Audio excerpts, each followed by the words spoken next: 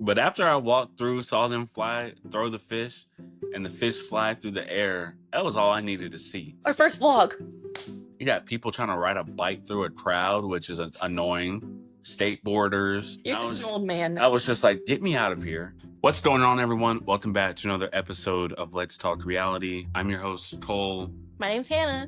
And this is episode 40 of Let's Talk Reality and video podcast number 2. But today's episode is titled Love in Motion because Hannah and I just got back from a cross-country road trip. And so much happened that I thought that we should bring it to the pod and let you, the listener or viewer, in on our wonderful time and on our trip. So without further ado, let's just get into the midst here. All right, so Hannah, I think it is fair to kind of level set with the audience why we went on the trip in the first place. He met my family. Met her family. First time. Yeah. So I guess another thing to mention is that we have had we've had 3 episodes like going back into our relationship and whatever. But this was my first time meeting Hannah's family in person outside of your stereotypical FaceTime or like a text message. So it was kind of a big trip for me. But you just went because you wanted to just go visit your family. Right? I haven't been back for a year. Yeah. And we live in Kentucky. Yeah. They live in Washington. Yeah. Yeah. You've never been to the Pacific Northwest. No, which already had me... Check that off the list of the bucket list now. It was a bucket list item trip, but it made me quite nervous because 1, I'd never been out there, and number 2, I had to meet the parents and the family. So as you can imagine, I was a little on edge, but I think we still had a good time. Yeah, we had a great time. And you left a month before me. Yep. So you got to experience a little bit of solo dolo life. I went back on a solo road trip. Yeah. Packed up my Subaru, Susie the Subi. Yeah. Hit the Tetons. Camped out there alone for a week or so. Yeah. And it was interesting. I think we already talked about it in another podcast, but it was interesting being together for so long. I mean, not really that long. We just hit 6 months last month, but spending every day together, and then you go on a road trip and you spend every day apart for a month. That was weird. We still talk to each other every day. Yeah, but talking, I mean, I don't know. I don't want to speak for the listener, but I feel like talking isn't the same as being with someone in person. Any like cool, exciting things happen while you like in that first 2 or 3 weeks by yourself traveling? Because she drove out to Washington and I actually flew because I was like, I'm not driving. On my last road trip, I did a whole bunch of national parks, and one of my favorites was the Tetons. So that's why I wanted to spend more time out there and just hit some of the hikes that I didn't do before. Had a great time. And you saw a grizzly bear. I did see a grizzly bear outside of my campsite, and I said, maybe it's time to go home. No. And then I did a hike. I wore the same shoes, everything. Anyways, I was a little miserable, and I called my family. I had all the sunburns and blisters, and I said, I'm coming home a little bit sooner than originally planned. But they were like, come on home. I think that's kind of crazy. Can we like go back a little bit to the grizzly bear? Because I was on FaceTime with Hannah and my sister when you actually saw the grizzly bear. I was like, why are all these people pulled over? You know how everyone blocks the national park roads and they're all taking out their camera. I'm like, oh, it's probably just more bison or... No, it was a grizzly bear right there. I was like, oh, that's why everyone's pulled over. Yeah. I think they kind of get a bad rep because the way I learned about bears and the way I learned about grizzly bears is that if you see one, whether it's 100 feet away, 100 yards, or 100 miles, is that it's going to come and attack you without any... No. He doesn't like bears. I don't like bears. So I I'm not for the grizzlies. You know, I hope I don't encounter one in my lifetime, but I did get the picture and it was not that far away from you. It was like 100, maybe a football field away. Yeah. And my campsite was just down the road. Oh yeah, that's another thing. That's another thing why I wanted to fly out later is because there's no way you're gonna catch me at a campsite with known grizzly bears known grizzly bears. I'm not talking about a sign posted at the campsite, but they're known and they're seen almost every day in the area. And we're hiking the trails in that area. I'm not doing that. But we did get you camping for your first time. We did go camping. Like I said, it was a bucket list trip. It was amazing. And I did go camping for the first time. But as usual, for the first of everything, I typically ruin it. So when we did go camping and we finally got to Washington, that was like the first. No, that was the second day. Yeah. The first day was spent. What did we do the first day? So eventually he flies into Seattle. We're there for 4th of July week, and I get to pick him up from the airport and show him this is where I lived, and you're finally in my city. Yeah. I grew up there. I went to school there. I worked there. Yeah. You know, most of my adult life. So it was exciting because you're from Louisville. Yeah. And you've been showing me around, so now you got to be a tourist. I got to be just a little fly on the wall going through Seattle. Great city. But we did go to the zoo the first day, and the Seattle Zoo wasn't. It was an amazing zoo. But I know someone out there has been to the zoo, and is listening now. The zoo has so many rats everywhere we stepped. I would go there like every week. I've never seen that many rats. No, everywhere we stepped, they had rats, and it wasn't like it was 2 or 3. It was. I'm not exaggerating. It was like 50 rats total. Just they would come in the 3 or 4 of them at a time. It's like they had little posses that they were running around in. At one point, he's just. Yeah, we had to clap our hands. We had to stomp our feet. It was. It was a nice zoo. I'm not gonna lie. I already said that it's a nice zoo. But then Hannah had to ground me a little bit and let me know that it is in the middle of a major city. Yeah. And it was hot. It was like 100 degrees. So that was his first day in Seattle. Experience. Yeah. Great food. Great food. Great sunset. That was day 1. Day 2, we then drove over to the Olympic National Park. We went on a little hike. Yeah. Hurricane Ridge. Great viewpoint. And then that's when we went on our camping trip. Yeah. And I knew that it was his first time camping. I planned to have a campsite, Ocean Shores, Washington, on the beach, miles and miles of beach, little town. You're basically camping in someone's backyard. I went there as a kid growing up, like every summer. It's like one of my favorite places to go. Washington coast is cold. Cold is an understatement. It was June and July. I thought cold would be 60s. It was in the 50s. Wind chill was in the 40s. It was freezing. It wasn't raining, and that's impressive. Yeah, there was actual sun. Didn't see any rain on the Washington coast.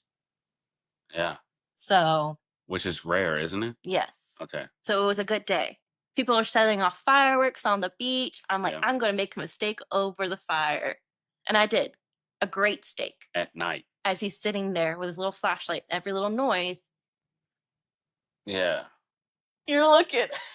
Well, it's because who's cooking on a campsite at night when they did have the posted bear sign at the campsite? They have to do that at They had the posted campsite. Bear sign at the campsite saying that there's been a known bear going around camp. That's not what it said. But it just said there was a bear sighting. No, it said be bear aware, so you don't leave food out when you're not a campsite. Okay. Well, that's enough for me to see. But then you want to go cook a ribeye on a cast iron skillet over an open fire pit. It was delicious. It smelled amazing. I feel like that is like going into the ocean around a bunch of great white sharks with a 60-piece sushi platter. Like, why would you do that? Yeah, that scared me. It really did scare me. And then it just came to the point where I was like, if the bear's gonna get me today, it's just my time to go. Yep. And then afterwards, he said, I would do that again. I would do it again. But I think I would have to either have a good margarita before or noted. Just have a 2-hour meditation before going camping because I couldn't turn my mind off. I don't even think I slept that night. I slept for like 4 hours because I was too on edge about what every little noise, every little squirrel fart, and about if the bear was going to come charging at the tent because it smelled our steak on our breath. So anyways, that was day 2. And then day 3, we went back to the city of Seattle. Pike Place Market. That was a cool spot too. Pike Place Market was an amazing site, but there were too many people. It was a holiday week. And I think this is a telltale sign of I'm getting old. And that's okay. I don't enjoy going to music festivals anymore. I don't enjoy going to sporting games anymore. Simply if they're too busy. Because I don't like being like this everywhere you go. Pike Place Market had so much to buy, so much to offer, and we had a great cup of coffee and a great croissant. But after I walked through, saw them throw the fish, and the fish fly through the air, that was all I needed to see. And it was hot. Everybody was on top of everyone. I kept bumping into everybody. You got people trying to ride a bike through a crowd, which is annoying.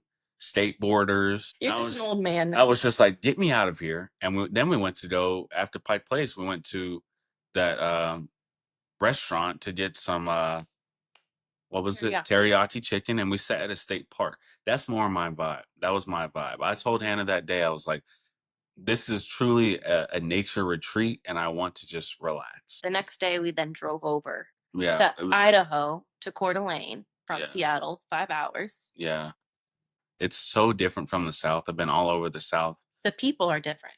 They're trying to get to point A to point B, and they don't want to be bothered in between. That's how it is. Yeah. But I was so used to the Southern charm of, hey, how are you all doing? Or how's it going today? Or the wave when you pass by. You do that to them there, they're going to think you're crazy. Yeah. What's it called, though, down here? Is it called Southern charm? Yeah, Southern hospitality. Oh, Southern hospitality. Yeah. That's what I was so used to. And that is just non-existent up there. It's not the PNW vibe. No. I knew going up to New York and like up Northeast, I knew that wasn't there, but I thought people were nice nature lovers out in the Northwest. We are. But I guess Southern hospitality doesn't apply, which made sense. But other than people being cold, people were still nice because and people were, it was so cool seeing all the beaches and all the parks not littered with trash. Because I feel like people actually care about the environment there. You don't think so? No, but maybe that's what you saw. Yeah, maybe we were in the national park. we were in the national park, so maybe there are fines for littering, right? Mm-hmm. Yeah. So, oh yeah, and Olympic National Park was amazing. What place? What was the peak that we went to? Hurricane Ridge. Hurricane Ridge, where we went like 6,000. Was it 5,000 feet up in? I don't remember the elevation. We were driving up the road. He's like, "Are you sure this is the road?" I'm like, "Babe, I've been here before." Yeah. And I'm like, "You see where those clouds are? That's where we're going. There's a big parking lot at the top." He said, "Yeah," and it was so high up that the Lay's chip bag almost exploded, and my body's just sensitive, so I was feeling it as we were going up. I said, "Oh wow, we're going up pretty high," and then I was like, "If this chip bag explodes, you're buying me a new bag of chips." But that was fun too. And then there was like, the crazy thing is, I don't understand how they got so much concrete and a whole parking lot on top of a mountain. Like that was pretty interesting. And then also going into Coeur d'Alene. So 4th of July. Yeah, 4th of July was amazing because I've never heard of Coeur d'Alene, Idaho prior to going on this trip. I mean, it just had the awesome southern cotton candy sky sunsets with no humidity. As soon as the sun goes down, it's cold. And it was one of those towns that is up and coming. I mean, I don't want to speak for the locals there, but I know it's not new, but a lot of it is being developed.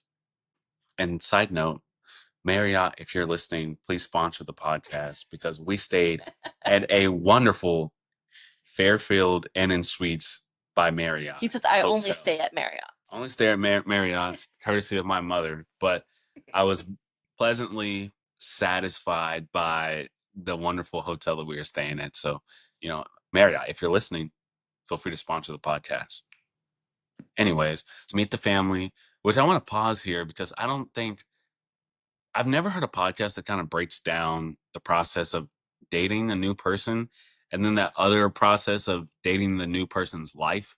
It's one thing to get to know somebody, but then once you start meshing into that other person's life, like meeting family, meeting friends, meeting extended family, that's when stuff becomes really real in a good way because I'm the type of person that, I mean, you've already met my family because my family is mainly already here. Yeah.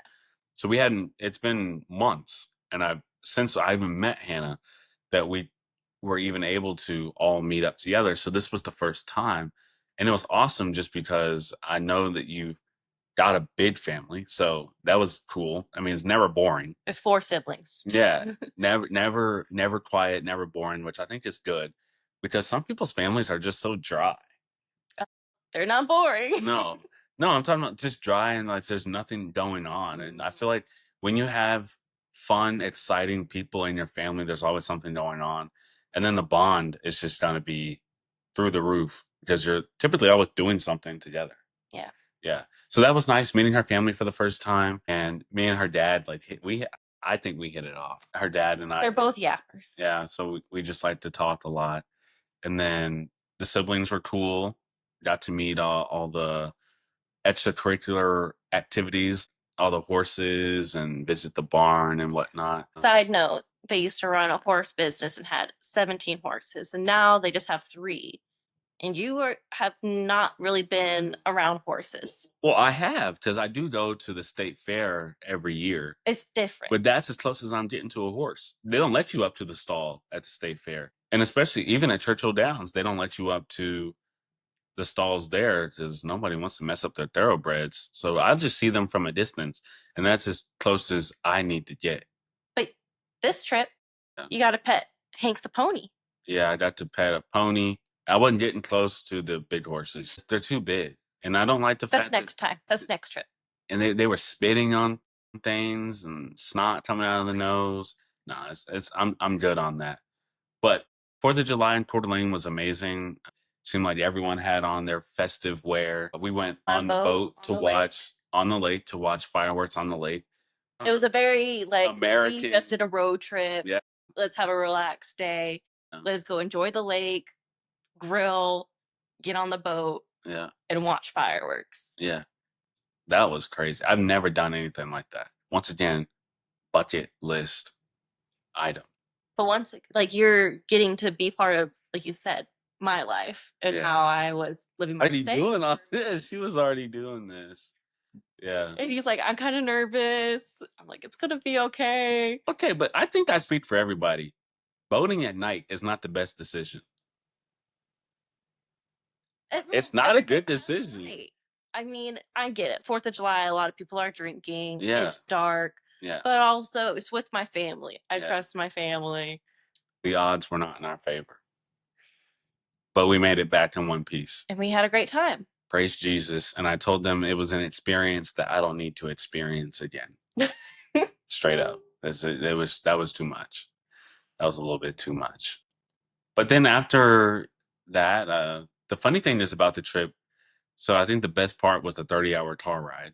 But before that, after the 4th of July, we had just a relaxing day. I was able to grill, cook for your family as like a part of a thanks to say, it was great being here. And I feel like the best thing that you can do for people, especially in a large group, is to make a meal because it forces everyone to sit down and get together.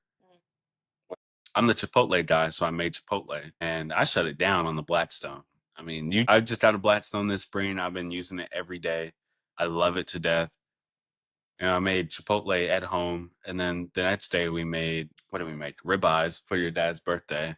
That was a few days later. Yeah. So. Oh, I'm skipping ahead. Yeah. Yeah. He likes to do that. Oh, yeah. Oh, yeah. Because I'd made Chipotle. And that was my last day. Said goodbye to farewell. Everyone. You met my cousin. You met the extended family. Yeah. And then I tried to go get on a plane to fly back to Kentucky. And then there was a bunch of weather instances and a bunch of hush hush in the cockpit that made me deboard the plane. While he's dealing with all of that, I get a text message from him saying, "What are you doing? I might not take this flight." I'm in the car with my parents, and my dad goes, "Tell him we're coming," without even thinking about it, without even confirming if he got off the plane. Yeah. We're on the way to the airport. Yeah. My dad was like, "We're going to go get Cole." So I did feel a little bit bad about getting off and having to get back on. Hannah was already leaving later that week to head back, but it would have taken you a week back to get back. So you were already planning to come back. I'm like, This might be a good test for the relationship. Why not do a cross country road trip on the way back Yeah. from Idaho to Kentucky, which was about what, 30. 31, 32 hours worth of driving. And we did it in 3 days. 3 days. But I think that that brings us to like the point of this pod is the value of these cross country road trips. Every person I've talked to about having the road trip as early on in the relationship has been like, yeah, they've done these. And this is the telltale sign of whether or not y'all are going to be able to last. Because if you make it through even 12 plus hours of the road trip without fighting, bickering, killing each other, I think you can make it through everything. Leaving Coeur d'Alene sucked, obviously, because we left your family. But then, I cried. yeah, that was sad. We said goodbye to my family. Part two, we did a little surf and turf dinner for my dad's birthday. Which was amazing. If you haven't made a ribeye and on the Blackstone, oh my goodness, with some pan, like you make the ribeye and then you take the ribeyes off, let them set, let them sit, and then you put the asparagus in the ribeye juice. Yeah, that was delicious. That was so good, and it was made to perfection. It was pretty good. It was really good. So yeah, So I said, see ya maybe in another year. yeah. Who knows? Maybe they'll move down here. But then we embarked on 30 hours together. And I said, welcome to my life on the road. Yeah. I didn't understand how you drove out there to begin with. I don't know how I did it. First of all, it's boring. There's no one driving in Wyoming. There's no one driving in Nebraska. You went through Kansas on your way out there.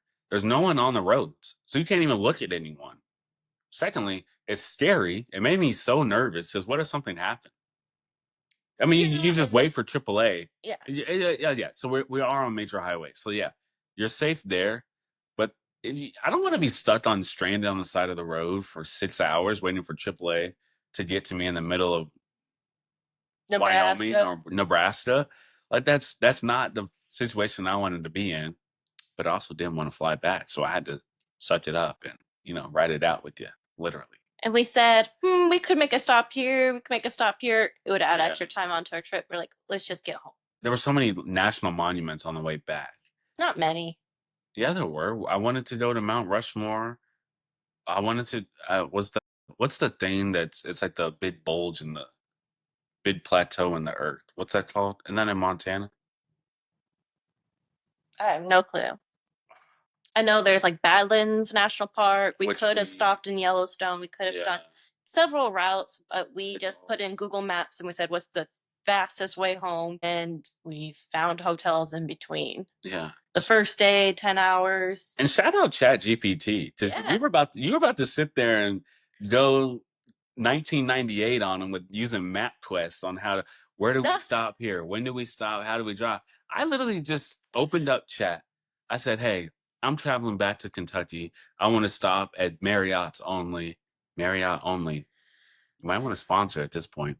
But I want to stop at Marriott's only. Give me a list of yada, yada, yada, and keep the driving time to 10 hours a day. And within minutes, it had an itinerary for us. It did. Yeah, and a breakdown. And then I even shared it with the parents to let them know that we were on the road each day, which was nice. The only thing that I think got us through it was switching out every 2 hours. Oh yeah, that was a game changer. It was a 10-hour day, but you switch out every hour and a half, 2 hours, move around. Just to stop at a gas station. Or rest stops, stretch. And it made it more manageable. Yeah. I don't understand how these truckers are sitting there driving 12 hours. No, they can't drive. They only, I don't know. I think it's 8 hours. Yeah, something like that. At a time.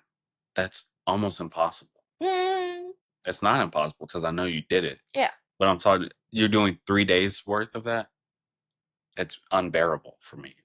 Your mind, I would get these terrible headaches from just staring at the blank road.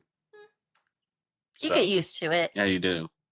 But I think it was interesting for you to come on it and see what I was doing. We weren't even staying in the car how I was staying in the car and stopping at Walmarts or stopping at truck stops and sleeping in the parking lot and doing it again in the morning. Yeah, because I'm not trying to get abducted. So Marriott's is what we agreed on. What were we doing in the car? Trying to think. A lot of podcasts. Crime junkies. Yes. For all those crime junkies out there, the true crime lovers. Shout out Britt and Ashley. Switching up the music every couple of hours. Music. Just having some chit chats and just sometimes just not talking, and that's okay. A car ride forces you to, for the most part, chat and talk. And I feel like we got to learn a little bit more about each other. Yeah. On the car ride, seeing how we both deal with stressful situations. There was one time we were The second day. Oh yeah, the second ride, the second day driving back to Kentucky in Nebraska. We went through Nebraska. Yeah. Terrible state, simply because there's just nothing there. But we were driving through a tornado warning, not a watch, a warning. And for those who don't know, Like tornado, me. yeah, she didn't understand the difference between a watch and a warning. The watch is, okay, the weather conditions may create the potential for a tornado to where a funnel cloud may spin up. Tornado warnings are there are present funnel clouds in the area. There's more than likely a present tornado in the area. You should evacuate the area and seek shelter immediately. But Google Maps didn't want to tell us that, even though I knew that. And Hannah proceeded to drive us through a tornado warning in the middle of Nebraska on our way to Omaha. Yep. I said, I know you can't do it. No. Yeah. So I'm taking responsibility. Because if it were up to me, I told Hannah, I was like, I would have just pulled over on an exit and gotten a hotel, and we would have just made it to Nebraska the next day. But it wasn't going to get better. No, it was only going to get worse. And it was daytime. Yeah, and we were going away from the storm. So I said, I can get through this. I said, show me the map. Show me where the red zones are. Yeah, and I had my radar acting like I was a meteorologist. But let's be for real here. Were you not nervous at all driving through that? I was, but as I said, like in the moment, like when I was nervous, I said, I need you to not be nervous. I need you to like stop talking. Yeah. And trust me. Like I'm not going to put us in a situation that I'm not comfortable with. But you've already driven through stuff like that, right? Exactly. I've been driving through stuff like that. Being from Seattle, I've always been driving in the rain. I've been through storms. I have driven through Texas rainstorms. One, I did have to pull off in Texas. I knew when it was bad. It was also nighttime, and I could not see the road. And all these semi trucks. That was previous years ago. I was like, this one, it's daytime. It's light out. There's people on the road. I'm staying in the right lane. As long as you can see that white line on the right. Yeah. You slow down, you keep calm. And I said, you need to keep calm as well. Yeah. And I tried my best, but when you see the funnel cloud in the middle of the cornfield just running down towards the ground, that makes you uncomfortable. Yeah. It makes you so nervous. But, and also, they weren't that close. They were like 30 miles. I mean, I would say 20, 25 miles away. But it was an open field, which is not that far for a tornado to travel. Yeah. So, I mean, it is kind of far, but we made it. Too close for comfort. Yeah, we did make it, and then it got worse, terribly worse when we got to the hotel. And I was like, aren't you glad we did not stop in the middle of who knows if we could have found a hotel. Yeah. Or if we were even in a place that had a hotel. I would have looked it up on my maps. And then we got back. And what was the first thing that we did? Oh my gosh. We literally drove back from Omaha to Louisville, and we ordered our favorite pizza spot on the way in. Because I don't think we purposely didn't eat that entire day. We said, I can't wait to get home to have pizza. Yeah. Got a large pizza and these amazing smoked wings. They were, oh my gosh. And we literally ate 4 large slices of pizza each. In our backyard. In the backyard. It was so nice to be home. Buffalo wings. To see my yard again. Yeah. And enjoy it. Just be like, okay, we did it. Yeah. Now we just get to relax and just be home. Which I feel for one, you were a travel nurse, but you took extended contracts. Yeah.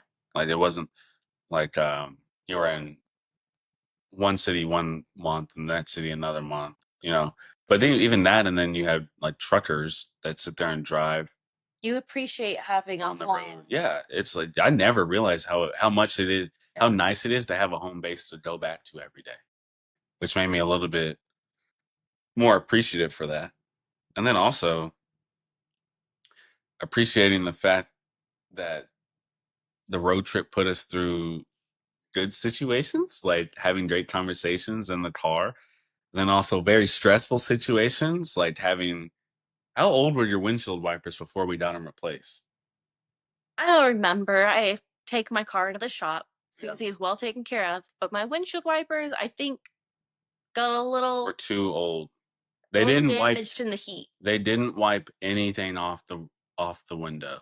Thank goodness we fixed them before the storm. That was a bad situation where I actually did get pretty angry or pretty upset because it was raining, but it was the type of rain that was it was sunny outside And we had sap on our windshield and with sap, after camping. and you couldn't see anything because the glare was looking down on your window.